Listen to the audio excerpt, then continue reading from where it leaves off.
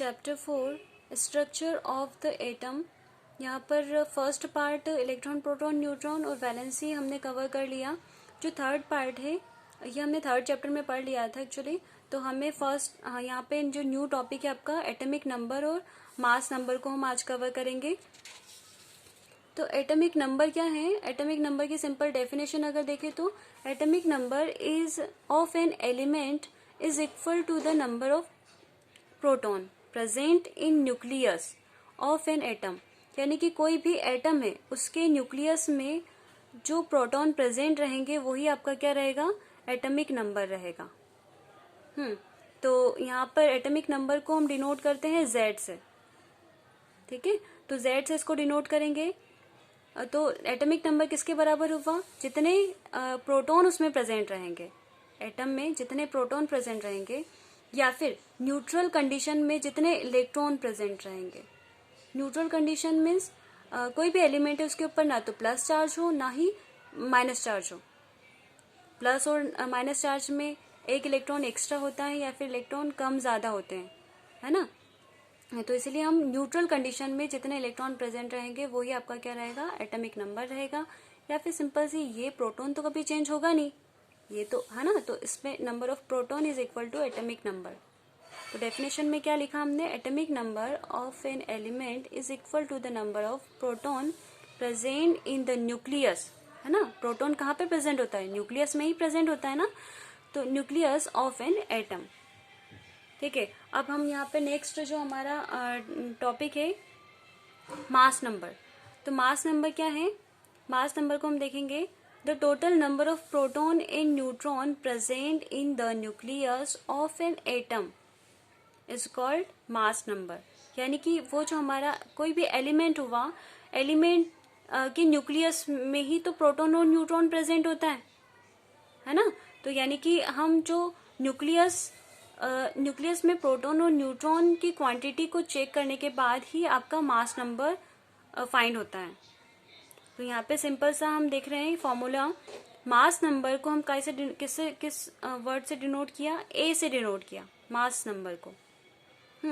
तो number of proton plus number of neutron, number of proton और number of neutron को जब add करेंगे तो दोनों तो आपका क्या निकल के आएगा? Mass number. अब देखो यहाँ पे एटॉमिक नंबर और मास नंबर को हम सिंपल सा नोटेशन जो देते हैं वो नोटेशन आपका किस टाइप का रहेगा? वो नोटेशन आप यहाँ पे देखो मेरे साथ में।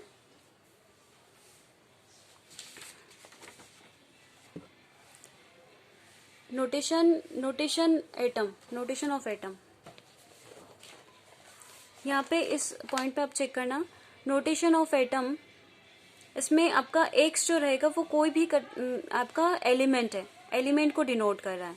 और जेड क्या है? एटॉमिक नंबर है। और ए क्या है? Symbol of the mass number है।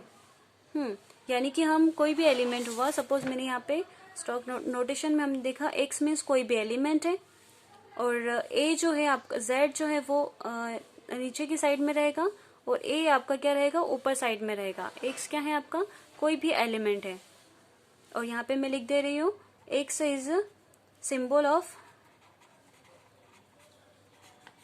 एलिमेंट, और जेड क्या है? एटॉमिक नंबर,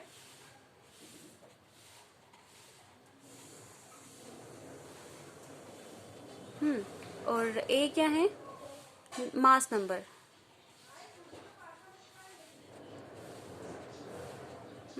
अब देखो मैंने एक एग्जांपल दिया, एक्स के प्लेस पर मैंने सपोज नाइट्रोजन लिया। नाइट्रोजन का जेड जो है वो 7 है और ये 14 है। इसका मतलब यहाँ पे क्या निकला आपका? ये नाइट्रोजन आपका एलिमेंट हुआ, और 7 क्या है आपका? 7 जो रहेगा वो एटॉमिक नंबर रहेगा, है ना। तो atomic number of nitrogen is 7, और मास नंबर क्या रहेगा आपका? 14। क्लियर हुआ?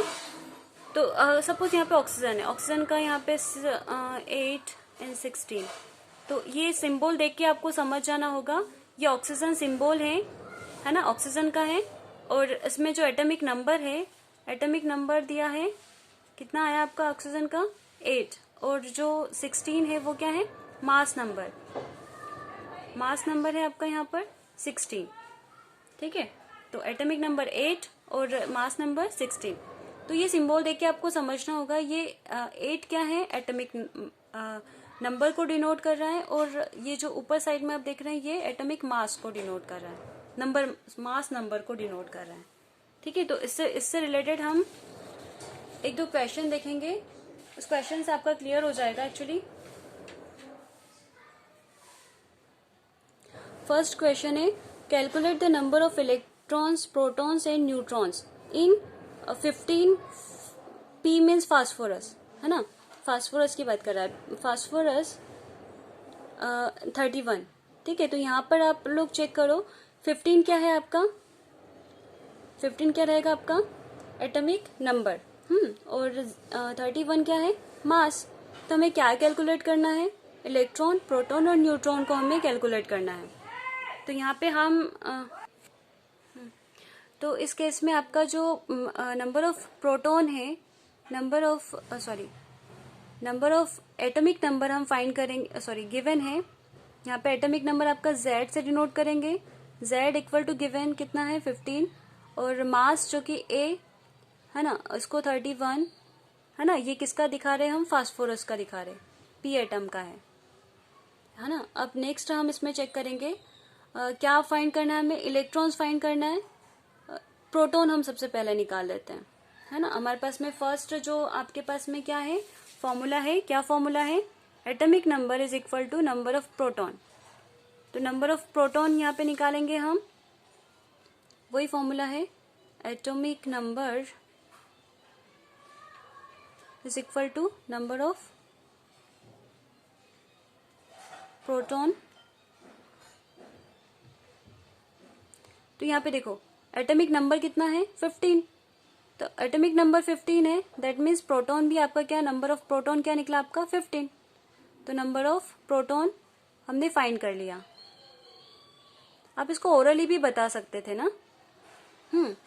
अब सेकेंड थिंग हमने यहाँ पे पूछा है नंबर ऑफ इलेक्ट्रॉन्स, तो यहाँ पे एक और फॉर्मूले में ही आपका आता है, क्या आता है फॉर्मूले में, number of proton is equal to number of neutron, electron, number of electrons, यानी कि जो हमारा नंबर ऑफ इलेक्ट्रॉन्स है ना, वो भी आपका एटॉमिक नंबर के इक्वल है। तो यहाँ पे हम लिख सकते हैं number of electrons equal to कितना है, टोटल 15 है। ठीक है, अब लास्ट आपका बचा है नंबर ऑफ न्यूट्रॉन्स हमें फाइंड करना है। तो हमारे पास में एक और फॉर्मूला है, mass number equal to number of proton plus number of neutron. तो ये फॉर्मूला हम यहाँ पर लिखेंगे, मास नंबर, यानी कि मास नंबर को हमने कैसे डिनोट किया, A से डिनोट किया, equal to number of proton, proton का जो सिंबल होता है P होता है, और neutron, number of neutron, neutron का होता है N, small n, small p and small n। तो नंबर ऑफ प्रोटॉन हमारा गिवन है कितना, गिवन नहीं, एक्चुअली हमने फाइंड किया है नंबर ऑफ प्रोटॉन 15, और नंबर ऑफ न्यूट्रॉन हमें फाइंड करना है। ठीक है, और मास नंबर हमें पता है इस फॉर्मूले से, तो 31। तो 31 प्लस यहाँ पे नंबर ऑफ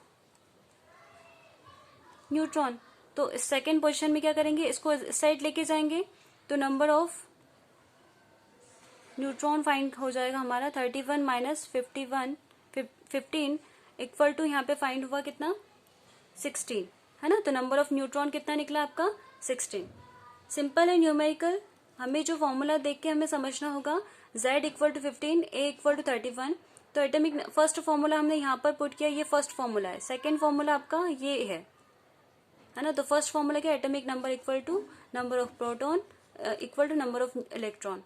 तो नंबर ऑफ प्रोटॉन यहाँ पे फाइंड कर लिया हमने, क्या एक आंसर यहाँ पे निकला, और नंबर ऑफ इलेक्ट्रॉन ये एक सेकेंड आंसर है, और नंबर ऑफ न्यूट्रॉन हमने जो सेकेंड फॉर्मूला लगाकर, mass number equal to number of proton plus number of neutron, तो बस हमने मास नंबर जो है वो रख दिया और हमारा जो फाइनल थर्ड वाला आंसर आया, यानी कि calculate the number of electron, proton, neutron, हमने तीनों फाइंड कर लिया।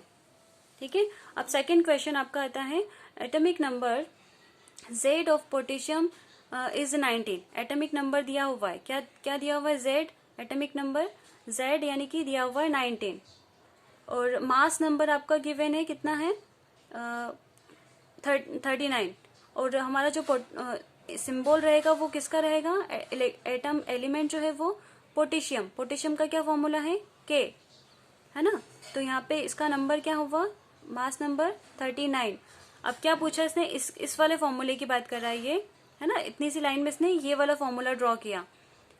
और सेकंड थिंग पूछ रहा है calculate the number of electron, proton and neutron in it. तो यहाँ पे हमें इलेक्ट्रॉन, प्रोटॉन, न्यूट्रॉन को हमें फाइंड करना है। ये आपके लिए आपके लिए क्वेश्चन मार्क है, यानी कि दैट मीन्स आपको ये होमवर्क में चेक करना है, और होमवर्क में मैं कुछ और क्वेश्चन भी दूंगी, उससे भी आपको सॉल्व करना है। Thank you so much.